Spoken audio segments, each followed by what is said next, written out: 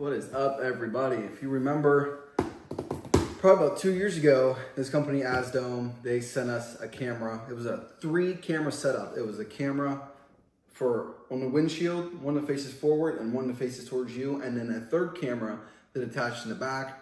They all Bluetooth together to an app on your phone, and it was really cool. But I didn't really use it much because of all the wires. I should have got a hardwire kit. Whatever. Fast forward a couple years. Now we're in San Antonio. We're in the biggest city I've ever lived in, biggest city my old lady's ever lived in. So this is actually perfect. They hit me up, asked me if I wanted to try out their new unit. So the camera setup that I had goes into her truck, and now I have this to try out. So this is first time I'm actually seeing it. Hopefully it came with a SD card, so we can actually kind of maybe try it out today. But oh wow. Wow, that's actually really neat looking. Oh yeah, so this will slide in. The other one had like magnets, so you could like pull the one camera off, and let's just bring this up close. That is a big unit. Wow. Neat. All right, let's see what else is in the box. There's no SD card in it, but oh, it just turned on. I must have some type of built-in battery too. Very cool. Let's see, we got the socket for it. See, that's the thing. I'm not gonna run something where I have cables hanging everywhere, and they make a kit you can buy separately for, what's it called? A hardwire kit. So I'll have to look that up, figure out how the 8Y guys are doing that. Looks like this part doesn't twist, but this like goes into this, boom. And then this should like rotate. Yeah. So this will go up on the front. Neat. Very neat. Long. Real long, nice cable here. Boom. Yep. It looks like, oh, trim removal tool. And then they even give you like the little 3M clips so you could like, you can hide the wire, which is actually pretty smart to do. What else? We got this huge, thick book on what all it can do. Wow, there's a lot in here. It connects through Wi-Fi on your phone. Impact detection, parking mode, time-lapse parking, 24-hour parking, loop recording. Goes up to 1280 by 720, or no, sorry, 2880 by 2160. 24 FPS or 60 FPS. So that's pretty cool. Exposure settings, wide dynamic range, time lapse. You can motion control, auto power on off. Wow, there's a lot going on here. It even shows you how to like route the cable so it's not in your way up the A-pillar. Of course, all the things you'd want to. I guess I think I have a spare SD card. So we'll go grab an SD card and plug this in, see what it's about. All right, guys, so I recorded a small clip here, and it's crazy because the viewing angles on this screen are, I'm not gonna lie, they're pretty awful. Just, you almost have to close one eye to be able to look at the screen because it gets so bad. With the screen, I mean, you're not really going to be watching the videos from the screen, right? You're going to pop that SD card out, you're going to go pop it in the computer or whatever and send it to insurance or what have you, or transfer it from this to your phone. There's an app, connects via Wi-Fi, really easy to use, really simple. You got menu, up, and then that's like a lock button for just to lock the screen there in the middle. You got down and OK. Long hold on certain buttons, do extra things. Yeah, like there, I can delete and go through settings, or hold this. Should bring us back to live. This is on the 4K version, and you can like zoom into things. This is hard to do. And you can, oh, that's backwards, I think. You can like zoom way in up to that far. Seems like a solid unit. Not gonna lie. The screen is really junk, but seems like it could be a halfway decent unit. It doesn't help I got a lot of glare too, since we got all this extra lighting in the garage now, which is super dope. But I set it up here. I guess tomorrow on the way to work or on the way home, I'll plug this in, get a couple recordings, and then I'll just add them to this video, and we'll see what you guys think and what I think, and if we'll actually wind up using this thing. If I am going to use it, I'm going to buy the hardwire kit, hardwired into the stuff up here.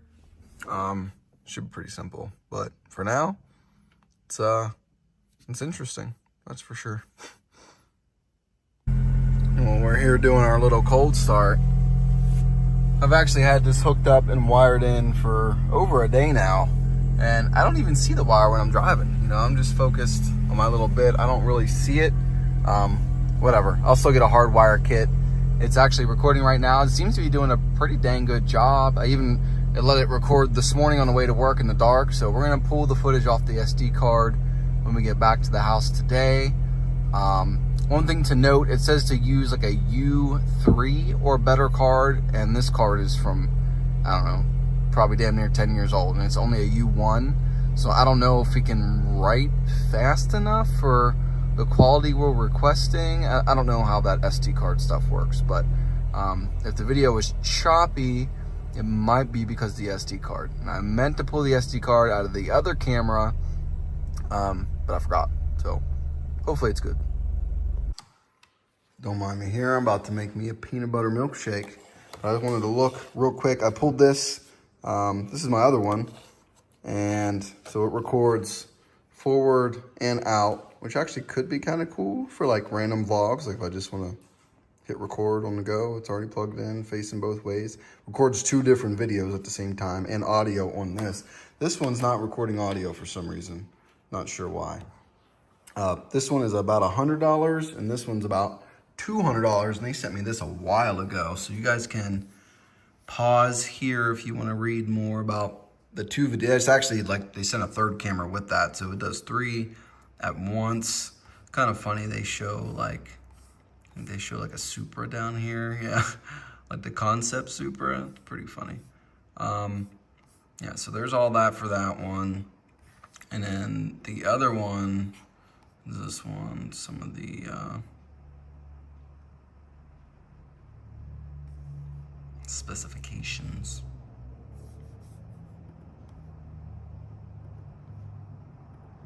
Anyway, there's a nice app and go through all the settings. See, this one has all these really good settings on it and stuff. Like you can set, you want a 3-minute loop, a 5-minute loop. Like I showed you guys, it has that zoom function and all that. This doesn't have all that. It just does whatever it wants, I guess. I'm gonna go back out there and play with it some more, but yeah, I might just throw this one in the car. I don't know. We'll see. I feel like now that they sent me this, it kind of reminded me that, hey, like, I should probably really have a dash cam in the car. I just hated the wires. I meant to get the hardwire kit a while back when they sent me this one, and I just didn't because I'm a dummy. So might just go ahead and, well, I'll email them, see if they'll send maybe 2 kits over for that, or they even have like an even higher range here with these touch screens. Like this one's 250, 3 channels. So this has, I guess, an interior facing and an exterior, yeah. So interior, outside, and out the back, which is not what I would want. I don't want a camera out the back. I just don't want, I mean, I would like it, but I don't want to run another camera out the back. This one's touchscreen, also 4K. Anyway, I'll drop the link in the description and we will plug this in for a day and see how we like the night driving and stuff in the morning compared to this one. We'll compare the quality and see what we're gonna do.